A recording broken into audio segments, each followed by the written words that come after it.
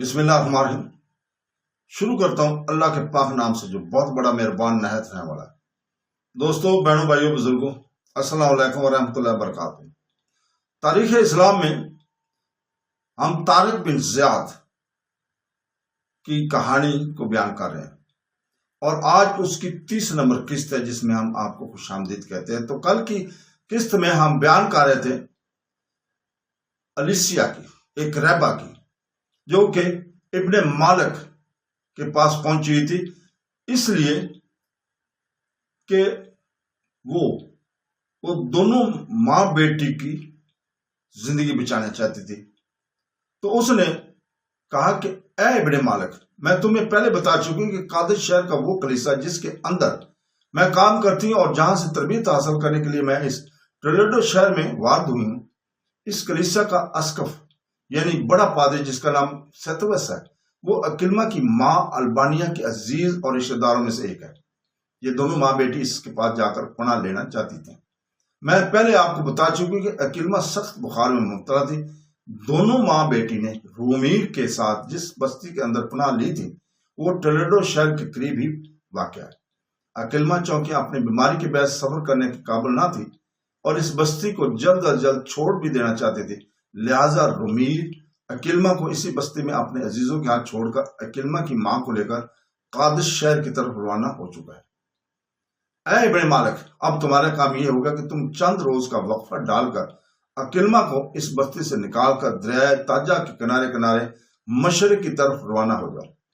کاستیلیا کے مقام پر جہاں پر دریائے تاجا کے اندر اس کا ایک معاون دریا گرتا ہے، وہاں پر رومیر تمہارے انتظار میں ہوگا۔ وہاں پر تم اکلما کو رومیر کے حوالے کر دینا، اس کے بعد تمہارا کام ختم ہو جائے گا۔ اب بولو اے ابن مالک، کیا تم یہ کام کرنے کے لیے تیار ہو؟ طریق بن مالک نے مسکراتے ہوئے اور فراغ دلی کا مظاہرہ کرتے ہوئے کہا، اے رہبا، میں اس کام کے لیے تو تیار ہوں، پر پہلے تم میرے سکون قلب کے لیے میرے چند سوالوں کا جواب دو۔ الیسا نے سمجھ کر بیٹھتے ہوئے پوچھا، کہیے آپ کیا کہنا چاہتے ہیں؟ طریق بن مالک بولا اور پوچھا، اے رہبا، پہلے تم مجھے یہ بتاؤ کہ تمہیں ان ساری باتوں کی کیسے خبر ہوئی؟ ایسا کہنے لگی، جیسا کہ میں آپ کو پہلے بتا چکی ہوں کہ قادس شہر کے جس کلیسا میں کام کرتی ہوں کہ اس بڑا پادری سیتوس اکلما کی ماں کا رشتہ دار ہے اور اس نے میرے ہاتھ ان لوگوں کے لیے کچھ چیزیں بھی روانہ کی تھیں، لہٰذا اکلما کی ماں اور خود اکلما دونوں جانتی ہیں میرا اس کلیسا سے تعلق ہے اور یہ کہ میں ان کے رشتہ دار سیتوس کے ساتھ کام کرتی ہوں، لہٰذا ٹولیڈو شہر کے اندر صرف مجھے ہی قابل بھروسہ سمجھتے ہوئے اپنی ایک قابل اعتماد اور مخلص لونڈی کو میری طرف روانہ کیا ہے، جس نے آج یہ سارے حالات کی مجھے خبر دی ہے۔ اور ہاں اے ابن مالک، تم سے یہ بھی کہہ دوں کہ رومیر چونکہ اکلما کی ماں کو لے کر روانہ ہو چکا ہے، لہٰذا وہ اکلما کی ماں کو قادس شہر کے اس کلیسا میں چھوڑ کر واپس آئے گا اور پھر کاتلیسا کے مقام پر دریائے تاجا کے معاون دریا کے سنگم پر وہ اکلما کو بھی تجھ سے لے لے گا۔ دونوں ماں بیٹی تمہارے اور رومیر کے تعاون سے رازر کے خونی ہاتھوں سے بچ کر قادس شہر کے کلیسا میں پرامن زندگی بسر کرنے میں کامیاب ہو جائیں گے۔ طریق بن مالک نے پھر رہبا کے مخاطب کرتے پوچھا، اے رہبا، تم مجھے یہ بھی بتاؤ کہ یہ تم مجھ پر جو بھروسہ کاری ہو، یہ چاہتی ہو کہ میں اکلما کو اس بستی سے نکال کر کاستیلا تک دونوں دریاؤں کے سنگم پر پہنچا دوں، تو یہ تمہارا اپنا خیال ہے یا ایسا کرنے کے لیے تمہیں کسی اور نے مشورہ دیا ہے؟ الیسا نے جھٹ بولتے ہوئے کہا، اے ابن مالک، نہ میرا اپنا خیال ہے اور نہ یہ میری ذاتی خواہش ہے، بلکہ ایسا کرنے کے لیے اکلما کی ماں نے کہا تھا۔ اکلما کی ماں نے اس بستی سے روانہ ہوتے وقت اپنی لونڈی کے ہاتھوں میرے نام جو پیغام پہنچایا تھا، اس میں اس نے سختی کے ساتھ یہ نصیحت کی تھی کہ اکلما کا کاستیلا کی طرف صرف طریق بن مالک کے ساتھ سفر کرے، اور اس کا یہ بھی حکم تھا کہ اگر طریق بن مالک اکلما کو وہاں تک پہنچانے پر رضامند نہ ہو تو پھر اکلما کو اسی بستی کے اندر پڑا رہنے دیں تا وقت کے حالات درست رخ اختیار کرے اور اکلما کو وہاں سے نکالا جا سکے۔ اور وہاں اکلما کی ماں علیہ نام نے بھی کہلا بھیجا تھا۔ اس سلسلے میں طریق بن مالک سے کھل کر بات کی جائے۔ اس کا خیال تھا کہ اس معاملے میں طریق بن مالک دھوکہ دے سے کام نہیں لے گا۔ اس لونڈی کے ہاتھ اکلما کی ماں الیانا نے ان خیالات کا اظہار بھی کیا تھا کہ موت کے میدان میں مقابلے کے دوران وہ طریق بن مالک کا بڑے غورناک سے جائزہ لے چکی ہیں، جس کی بنا پر وہ پر امید ہے کہ طریق بن مالک کسی بھی صورت میں ماں بیٹی کو دھوکہ نہیں دے گا۔ سلسلہ کلام جاری رکھتے ہوئے طریق بن مالک نے پھر علیسہ سے پوچھا، اے رہبہ، تمہارے خیال میں مجھے کب تک اکلیمہ کو اس بستی سے لے کر کاستیلا کی طرف روانہ ہونا چاہیے، اور یہ کہ اس بستی کے اندر اکلیمہ کو کہاں اور کس جگہ تلاش کروں گا؟ طریق بن مالک کے پوچھنے پر علیسہ نے بڑے مطمئن اور انداز میں کہا، اے ابن مالک، تم چند روز تک انتظار کرو، اکلیمہ اور اس کی ماں الیانا کی قابل اعتبار لونڈی اب تک اسی شہر ٹولیڈو کے اندر ہی ہے، وہ برابر اکلیمہ کے ساتھ رابطہ قائم رکھے ہوگی، اور جب اکلیمہ کا بخار ٹوٹ جائے گا، وہ مکمل طور پر صحت مند ہونے کے بعد سفر کے قابل ہو جائے گی، تو اے ابن مالک، اس کے بعد ایک روز صبح ایک مے فروش آپ کے اس کمرے کی طرف آئے گا۔ اس مے فروش کا نام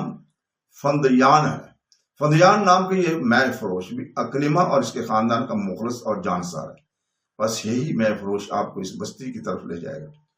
جس میں اکلیمہ ٹھہری ہوئی ہے، وہی آپ کو اکلیمہ سے ملائے گا، اور وہی آپ اور اکلیمہ کی کوچ کے سارے انتظامات کو آخری شکل دے گا۔ اے ابن مالک، اب آئیے کہیے، آپ مزید مجھ سے کیا جاننا چاہتے ہیں؟ اس پر طریق بن مالک نے مسکراتے ہوئے جواب دیا، اے رہبہ، جو کچھ میں پوچھنا چاہتا تھا وہ تو میں پوچھ چکا ہوں۔ اب میں تمہیں یقین دلاتا ہوں کہ تم مطمئن رہو، اور جب وہ مے فروش مجھ سے رابطہ قائم کرے گا تو میں اکلیمہ کو اس کی ماں الیانا کی خواہش کے مطابق ضرور کاستیلا تک پہنچا کر رومیر کے حوالے کر دوں گا۔ اس کے ساتھ ہی علیسہ اپنی جگہ سے اٹھ کھڑی ہوئی تھی اور طریق بن مالک کی طرف دیکھتے ہوئے کہا، اے ابن مالک، میں آپ کی بے حد ممنون اور شکر گزار ہوں کہ آپ نے یہ کام کرنے کی حامی بھری ہے، اور ہاں، میں آپ سے یہ بھی کہوں کہ شاید میری اور آپ کی آخری ملاقات ہوگی، اس لیے کہ میں بھی کل واپس قادس شہر کی طرف روانہ ہو چکی ہوں گی، اس لیے کہ اول تو میری تربیت مکمل ہو چکی ہے، دوسری یہ کہ اور رہبائیں باہر سے تربیت کے لیے آئی تھی، انہوں نے ابھی چند ہفتے تک مزید یہاں قیام کرنا تھا، لیکن یہ جو حکومت کے اندر انقلاب آیا ہے،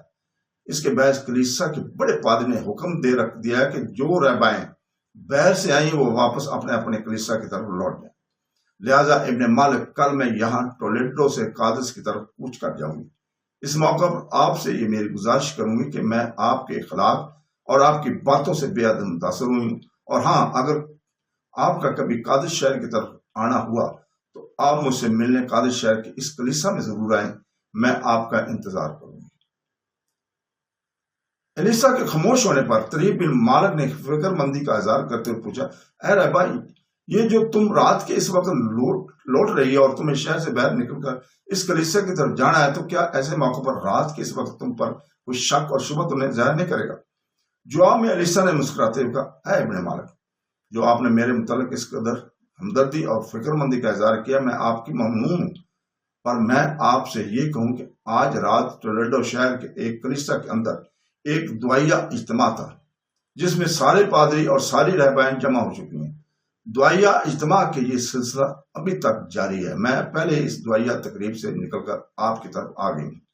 اور اب میں واپس اسی کلیسا کی طرف جاؤں گی جس کی دعائیہ تقریب جاری ہے، اور وہ ابھی تک تقریب ختم نہیں ہوئی ہوگی۔ لہٰذا میں اپنے پادری اور رہباؤں سے جا ملوں گی، اور ان کے ساتھ ہی میں اپنے کلیسا کی طرف روانہ ہو جاؤں گی۔ علیسہ کا جواب سن کر طریق بن مالک مطمئن ہو گیا تھا۔ پھر وہ دونوں سین میں آئے، دروازے کے قریب آ کر رہبہ نے ہاتھ فضا میں لہرا کر طریق بن مالک کو الوداع کہا، پھر وہ باہر نکل گئی۔ طریق بن مالک دروازے پر کھڑا ہوا اسے دیکھتا رہا۔ جب وہ اندھیری کی چادر میں روح پوش ہو گئی تو طریق بن مالک نے اپنے رہائش گاہ کا بیرونی دروازے بند کر کے اندر سے زنجیر لگا لی تھی۔ پھر وہ اپنے کمرے میں جا کر لیٹ گیا اور تھوڑی دیر بعد گہری نیند سو رہا تھا۔ طریق بن مالک اور علیسہ کی اس ملاقات پر کوئی 8-10 دن گزر چکے تھے۔ ایک روز جب کہ دوپہر ڈھل چکی تھی، طریق بن مالک کلولہ کرنے کے بعد، جو کہ دوپہر میں تھوڑا سا سونے کا وقت ہوتا ہے، اس کے بعد فارغ ہو کر اپنے کمرے میں بیٹھا ہوا تھا کہ چونک اٹھا اور کھڑا ہو گیا، اس لیے کہ اس کی رہائش گاہ کے بیرونی دروازے پر دستخط ہوئی تھی۔